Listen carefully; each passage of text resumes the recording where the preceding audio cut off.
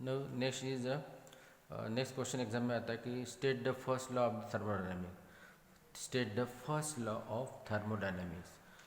First law क्या है? First law क्या है वो एग्जाम में आता है। State the first law of thermodynamics. तो फर्स्ट लॉ क्या है थर्मोडायनेमिक्स का? इसका स्टेटमेंट ऐसा है कि heat and work are mutually convertible. Heat and work are mutually convertible since energy can neither be created nor destroyed but transfer from one form into the another।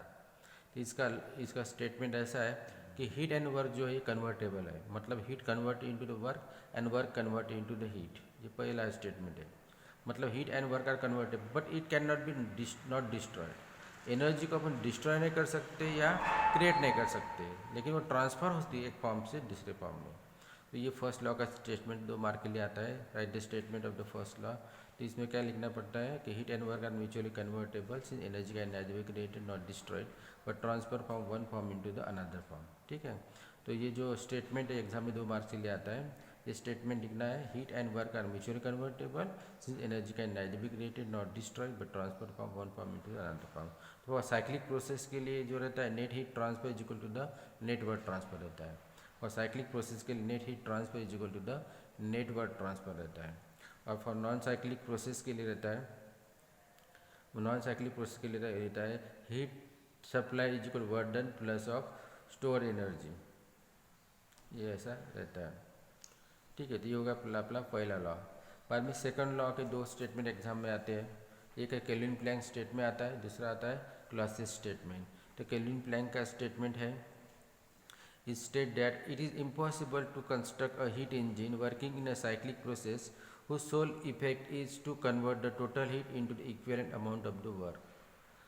मतलब क्या? it is impossible to construct the heat engine working in a cyclic process whose sole effect is to convert the total heat into equivalent amount of the work।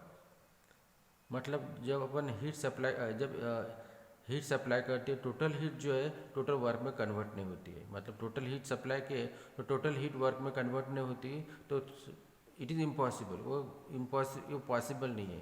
Total heat को work में convert करना possible नहीं है according to the second law. मतलब heat supply के तो work में convert होगी, some heat can be rejected, ऐसा होता है। तो it is impossible to construct the heat engine working in cyclic process whose sole effect is to convert the total heat into equivalent amount of the work. तो total heat जो है work total work में convert नहीं होती है, some heat can be rejected. ये Kelvin Planck का statement है। ठीक है, बाद में सेकंड जो स्टेटमेंट है वो है क्लॉसियस स्टेटमेंट। तो क्लॉसियस स्टेटमेंट क्या है वो देखते हैं। तो क्लॉसियस स्टेटमेंट क्या है वो देखते हैं।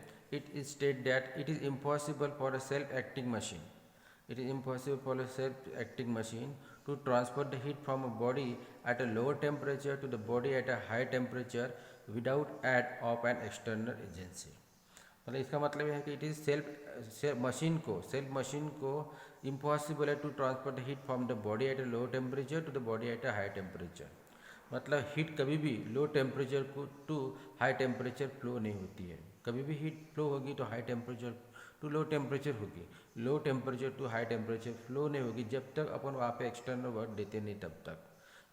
जब तक अपन एक्सटर्नल वर्क देते नहीं तब तक heat low temperature to the high temperature flow नहीं होगी। ये फ्लो कब होगी? जब उसमें अपन एक्सटर्नल वर्क देंगे तभी पॉसिबल है low temperature high temperature flow होना। एग्जाम्पल रेफ्रिजरेटर में क्या होता है? हीट फ्लो होती है low temperature to the high temperature, लेकिन अपन क्या करते हैं वहाँ पे अपन कॉम्प्रेसिव वर्क देते हैं, कॉम्प्रेसर से वर्क देते हैं तभी heat low temperature to high temperature flow होती है, अदरवाइज फ्लो नहीं होगी। लेकिन वहाँ पे अपन क्या देते हैं? वर्क देते हैं, वहाँ पे अपन कॉम्प्रेसिव वर्क अप्लाई करते हैं वहाँ पे, इसलिए वहाँ पे हीट जो फ्लो होती है वो low temperature to high temperature flow होती है। आगे ध्यान में, तो हीट लो टेम्परेचर को हाई टेम्परेचर तभी फ्लो होगी जब अपन वहाँ पे एक्सटर्नल एजेंसी देंगे, कोई वर्क देंगे तभी, otherwise it is not possible to transfer heat from the body at a low temperature to the body at a high temperature. ये इम्पॉसिबल ही, कभी फ्लो नहीं होगी, लो टू हाई कभी फ्लो नहीं होगी। तो इसका एग्जाम्पल क्या है? हीट पंप हो गया, हीट रेफ्रिजरेटर हो गया, है ना। Refrigerator is example of the Clausius statement. तो क्लॉसियस स्टेटमेंट में हीट कभी भी low temperature to the high temperature, heat pump या रेफ्रिजरेटर इसके एग्जाम्पल हो गए। ठीक है, ये इसके एग्जाम्पल हो गए। तो ये 2 स्टेटमेंट एग्जाम में आते हैं।